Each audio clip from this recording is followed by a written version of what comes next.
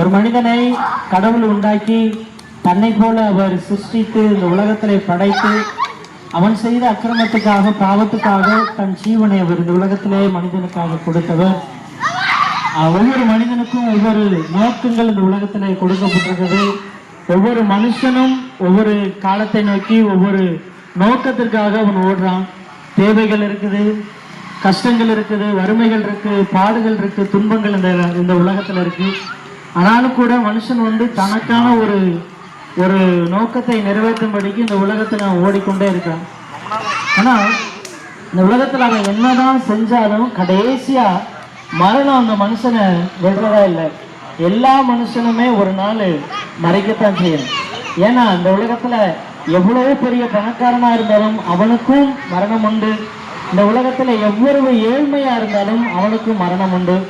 ஆனா இயேசு கிறிஸ்து என்ன சொன்னார்னா, என்னை பின்பற்றுகிறவன், என்னை விசுவாசிக்கிறவன் அவன் மரித்தாலும் பிழைப்பான்.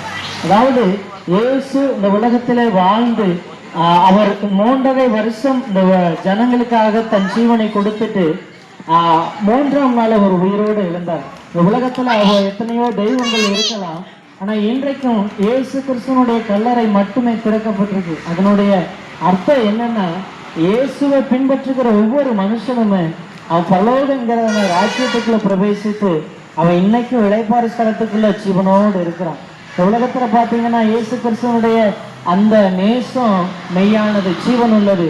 ஏசப்பா நேசிக்கிற மாதிரி இந்த உலகம் நேசிக்காது. இயேசு நேசிக்கிற மாதிரி ஒரு மனுஷனை நேசிக்க முடியாது. இந்த உண்மையான கடவுள் ஒரு மனுஷனை நேசிக்கிறதுக்கு அடையாளமா தான் அந்த ஜீவனை கொடுத்தாங்க. இப்போ ஒரு மனுஷனை, ஒரு தகப்பன் ஒரு பிள்ளைய நேசிக்கிறது அடையாளமா சில பொருட்களை பிள்ளைகளுக்கு வாங்கி கொடுக்குறாங்க. அதே போல இயேசு இந்த ஒரு உண்மையான தெய்வம் இருக்காங்க. அந்த உண்மையான தெய்வம் மனுஷனை நேசிக்கிறாங்க. அதுக்கு அடையாளமா அந்த ஜீவனையே இந்த உலகத்துக்காக மனுஷனுக்கு அதை கொடுத்தாரு. அதனால அதை கேட்கிற வசனத்தை கேட்கிற வார்த்தை கேட்கிற ஒவ்வொருவருக்கும் நாங்க சொல்லுகிறோம், இயேசு கிறிஸ்து உங்களை நேசிக்கிறார். இயேசு கிறிஸ்து உங்களை இன்னும் நேசிக்கிறார். அவர் கிறிஸ்தவ என்கிறதான ஒரு மார்க்கத்துக்கு கடவுள் கிடையாது. அவர் மனித உலகத்துக்கு அவர் இரட்சகராக இந்த உலகத்துல ஒவ்வொரு மனுஷனை நேசிக்கிற தெய்வமாக பிறந்தார். இந்த உலகத்துல மனுஷன் எதை விதைக்கிறானோ அதே அறுப்பான்னு வேதம் சொல்லுது. இன்னைக்கு பாத்தீங்களா, எல்லா இடங்களிலும் பாவம் பாவம் பாவம். சின்ன வயசுல இருந்து பெரிய வயசு வரை பாத்தீங்கன்னா போதையினாலும் பல விதமான தவறான பழக்கத்தினாலும் மனுஷன் அடிமையாக்கப்பட்டிருக்கான். மேல நம்ம போடுகிற உடைகள் நமக்குள்ள இருக்கிற பாவலுக்கு ஒரு நாள் அது நிவர்த்தி செய்ய முடியாது. மேல நம்ம அலங்காரமா இருக்கலாம், ஆனா நமக்குள்ள காணப்படுகிற சில பாவங்களை பார்த்தீங்கன்னா அவ்வளவு ஒரு கொடூரமானதா இருக்கு. அது அப்படிப்பட்ட ஒரு பாவ அழுக்குல பாவ வாழ்க்கையில வாழ்கிற மனுஷனை ஒவ்வொருவரையும் இயேசு கிறிஸ்து தொட்டு தன் ஜீவனை கொடுத்து அவர் தன்னுடைய இரத்தத்தினால் அவர் பரிசுத்தப்படுத்த முடியும். எங்களை இயேசு கிறிஸ்து தொட்டதுக்கு காரணம், இங்க நாங்க உங்களுக்கு சொல்ல வர்றதுக்கு காரணம் என்னன்னா, நாங்களும் ஒரு நாள் இப்படிப்பட்ட அடிமைத்தனத்துல பாவத்துல இருந்த எங்களை இயேசு கிறிஸ்து தேடி வந்தார். அவர் கிறிஸ்தவர்களுக்கு நாங்க கிறிஸ்தவனா இருக்கிறதுனால தேடி வரல, தேடி எங்களை தொட்டதுனால அவரை நாங்கள் பின்பற்றுகிறோம். ஒவ்வொரு மனுஷனுக்கு இயேசு கிறிஸ்து தேவை. அந்த மனுஷனுக்கு பாவ மன்னிப்பு தேவை. அந்த மனுஷனுக்கு ஒரு விமோசன தேவை. அவன் மனுஷனுக்குள்ள ஒரு தேடுதல் இருக்கும். எல்லா மனிதனுக்குள்ள ஒரு தேடுதல் இருந்துகிட்டே தான் இருக்கும், அவன் மறிக்கிற வரைக்கும். இந்த உலகத்துல நம்ம வாழ்ற வரைக்கும் நம்மை சுற்றி இருக்கிற தேவைகள் ஒரு நாளும் குறைஞ்சு போறதே கிடையாது. அதனால அதை கேட்கிற அருமையான ஜனங்களுக்கு நாங்க சொல்றோம், உங்களுடைய தேவைகளை சந்திக்கவும், உங்களை விசாரிக்கவும், உங்களை நேசிக்கவும் ஒரு நல்ல ஒரு தெய்வம் இருக்கிறார். அவர் பெயர் தான் இயேசு கிறிஸ்து. இன்னைக்கு பாத்தீங்கன்னா அநேக வாலிபர்களை பாருங்க, அநேக விதமான அடிமைத்தனத்தில் இருக்கிறத பார்க்கிறோம். அப்படியான ஒரு சூழ்நிலைகளை தேவன் நமக்கு மாற்ற முடியும். அதனால இந்த வார்த்தை கேட்கிற உங்களுக்கு நான் சொல்லுவேன், இயேசு கிறிஸ்து எங்களை தொட்டு ரட்சித்த அதே தேவன் ஒவ்வொரு மனிதனையும் தொட்டு அவர் பரிசுத்தப்படுத்த முடியும். இயேசு ஒவ்வொரு மனுஷனை நேசிக்கிறார். ஒவ்வொரு மனுஷனை அவர் அளவுக்கு அதிகமாக நேசிக்கிறார். இதுதான் வேதத்துல சொல்லப்பட்ட வார்த்தை. அவர் நம்மளை நேசிக்கிறதுனாலதான் கல்வாரி சிலுவையிலே அவர் நமக்காக ஜீவனை கொடுத்தார். அதாவது கிறிஸ்தவத்தை நீங்க ஏத்துக்கிறீங்கன்னு நாங்க இங்க பிரசங்கம் பண்ணல. இயேசு ஒரு மனுஷனுக்கு தேவை. இந்த உலகத்தினுடைய வாழ்க்கை நிரந்தரமானது கிடையாது. ஒரு மனுஷனுக்கு 40 வயசுல இருக்கும், ஒரு சில மனுஷனுக்கு இளமையிலே ஜீவன் போயிடும், ஒரு சில மனுஷனுக்கு முதுமை வரைக்கும் இருக்கும். இந்த முதுமை காலம் முடிஞ்ச உடனே எல்லாரும் ஒரு நாள் தன்னுடைய வாழ்க்கையை முடிக்கத்தான் செய்யணும். நான் பாருங்க, இந்த உலகத்துல எத்தனையோ ஜனங்கள் இருந்தாலும் எல்லாருமே சரியான வாழ்ந்து முடிக்கிற ஒரு பயணத்துல, வாழ்க்கை பயணத்துல இல்லை. பாத்தீங்கன்னா மனுஷன் இன்னைக்கு இருக்கிற மனுஷன் நாளைக்கு இருக்க மாட்டானா, இயேசுவை பின்பற்றுகிற எந்த மனுஷனும் அவர் ராஜ்யத்துல இருப்பான்னு வேதம் சொல்லுது. நாங்க சொல்ற இந்த வேத வசனம் உண்மை. இந்த வேத வசனத்தை கடவுளாகி ஆண்டவரை எங்களுக்கு மனுஷனுக்கு எழுதி கொடுத்திருக்கிறார். அதனால இந்த வார்த்தை கேட்கிற உங்களை நாங்க சொல்லுகிற இயேசு உங்களை நேசிக்கிறார். அவர் இயேசுப்ப மீண்டும் வரப்போறாரு. அவருடைய வார்த்தைக்கு, அவருடைய வசனத்துக்கு செவி கொடுக்கிற உங்களை ஒவ்வொருவரையும் தேவன் ஆசீர்வதிக்க விரும்புகிறார். கவலை, கண்ணீர், கஷ்டங்கள் எல்லாவற்றையும் தேவன் மாற்ற முடியும்.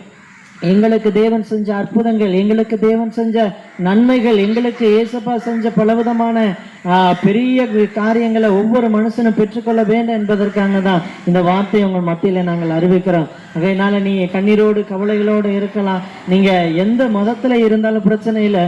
ஆனா இயேசுவை நீங்க ஒரு நேரம் நீங்க கூப்பிடுங்க. உங்க உள்ளத்துல உங்களுக்கு தேவையான அனைத்தையும், உங்களுக்கு ஒரு பெரிய சமாதானத்தை ஆண்டவர் தர வல்லமையாக இருக்கிறார். சமாதானம் ஒரு மனுஷனுக்கு அவசியம் தேவை. பணத்தை வச்சு ஒரு மனுஷன் தனிப்பட்ட ரீதியான சமாதானத்தை வாங்க முடியாது. பொருளை வச்சு ஒரு மனுஷன் சமாதானத்தை வாங்க முடியாது. ஆனா ஏசப்பா மட்டும்தான் ஒரு மனுஷனுக்கு நல்ல சமாதானத்தை கொடுக்க முடியும். ஒரு மனுஷனுடைய பாவம் அவனுடைய சமாதானத்தை கெடுத்துரும். ஒரு மனுஷனுடைய தவறான வழிமுறைகள் ஒரு மனுஷனுக்குள்ள காணப்படுகிற அந்த சமாதானத்தை கெடுத்துரும். ஆனா இயேசு கிறிஸ்து, நான் உங்களுக்கு சமாதானத்தை வைத்து போகிறேன், என்னுடைய சமாதானத்தை வைத்து போகிறேன்னு சொன்னார். இன்னைக்கு சமாதானத்தை தேடி மனுஷன் உலகத்தினுடைய கடைசி முனைவரை அலைஞ்சுக்கிட்டு இருக்கிறான். எப்படியாவது போதை வஸ்துல சமாதானம் கிடைக்கும்னு கொஞ்ச நேரம் அதை பயன்படுத்திட்டு இரவெல்லாம் தூங்குறான். காலையில திருப்பியும் சஞ்சலத்துக்குள்ள போறான். திருப்பி ஏதாவது நம்ம செய்யலாம், பணத்தை வச்சு சமாதானிக்க பண்ணலாம்னு சொல்லிட்டு ஓடுறான். ஆனாலும் சமாதானம் அவனுக்கு கிடைக்கிறது இல்லை. நம்ம கண் பார்வையில் இருக்கிற எவ்வளவு பெரிய பண வசதி படைச்சிருந்த மனுஷனா இருந்தாலும் அவனுக்குள்ள சமாதானம் கிடையாது.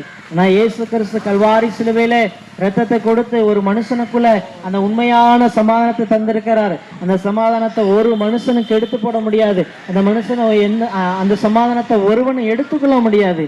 அதனால இயேசு கிறிஸ்துவை நேசிக்கிற, பின்பற்றுகிற ஒவ்வொரு தேவனுடைய பிள்ளைகளுடைய வாழ்க்கையிலையும் சமாதானத்தை தேவன் கொடுத்திருக்கிறார். எங்களுக்கு தேவன் பணத்தை பார்க்க விலை உயர்ந்த, இந்த உலகத்தினுடைய அத்தனை ஆஸ்திரிகளை பார்க்கல விலை உயர்ந்த சமாதானத்தையும் சந்தோஷத்தையும் ஒரு மனதையும் எங்களுக்குள்ள ஆண்டவர் வச்சிருக்கிறார். இந்த உலகத்துல மிகப்பெரிய பணக்காரன் யாருன்னு சொன்னா ஒரு சமாதானம் உள்ள வாழ்க்கையை வாழ்றவன் தான் ஒரு உண்மையான பணக்காரன். அதனால இந்த சமாதானத்தை, இந்த நல்ல காரியத்தை நமக்குள்ள இயேசுப்பா கொடுக்கும்படிதான், அவருடைய அன்பை கொடுக்கும்படிதான் இந்த உலகத்துல வந்தார். அதனால இந்த வார்த்தையை கேட்கிற ஒவ்வொரு அன்பு உள்ளங்களுக்கு நாங்க சொல்றேன், இயேசுதான் ஜீவனுள்ள தேவன். இயேசுதான் ஒரு மனுஷனை பாவத்திலிருந்து விடுதலை செய்ய முடியும்.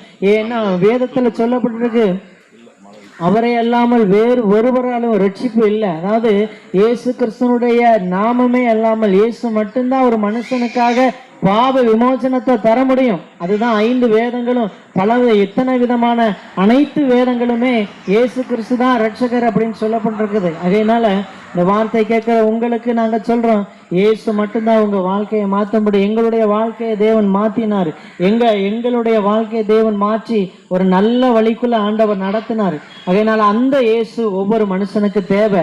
அதனால மதத்தை கடந்து ஏசப்பா ஒவ்வொரு மனுஷனையும் நேசிக்கிறவர். மதத்துக்காக ஏசப்பா பிறக்கல, ஒவ்வொரு மனிதனை நேசிக்கிற விதமா கல்வாரி சிலுவையில தன் ஜீவனை கொடுத்தார். அதனால அந்த வார்த்தை கேட்க உங்களுக்கு நாங்க சொல்றோம், இயேசுவே மெய்யான தேவன், இயேசுவே ஜீவனுள்ள தேவன், இயேசு மட்டுமே இந்த உலகத்துல மீண்டு வரப்போகிற தேவன். இந்த வார்த்தை வேற எந்த வேதங்களையுமே கிடையாது. ஏசப்பா மட்டுமே ஒரு மனுஷனுக்காண்டி ஜீவனை கொடுத்தார். இந்த உலகத்துல ஆயிரமான கடவுள்கள் இருந்தாலும் மனுஷனை நேசிச்சு மனுஷனுடைய நிலையை பார்த்து இறங்கி வந்து அவருக்காக ஜீவன் கொடுத்த தேவன் கர்த்தராகிய இயேசு கிறிஸ்து மட்டும்தான். அதனால வார்த்தையை கேட்கிற உங்களுக்கு நாங்கள் சொல்லுகிறோம், இயேசு உங்களை நேசிக்கிறார், இயேசு மீண்டும் வரப்போகிறார். மனம் திரும்புங்கள், இயேசு உங்களை ரட்சிக்க வல்லமுள்ளவர் இருக்கிறார். அதனால இந்த வார்த்தை கேட்ட உங்களுக்காக, உங்களுடைய குடும்பத்துக்காக நாங்கள் செபிக்கிறோம். பிதாவே, உடைய செல்லகுமாரனா இருக்கிற இயேசுவின் நாமத்தினாலே நாங்கள் செபிக்கிறோம். இந்த வார்த்தை கேட்ட அன்பு உள்ளங்களுக்கு நாங்கள் ஆண்டவரே செபிக்கிறோம். வீட்டில் காணப்படுகிற குறைவுகள் நிறைவாகட்டும்.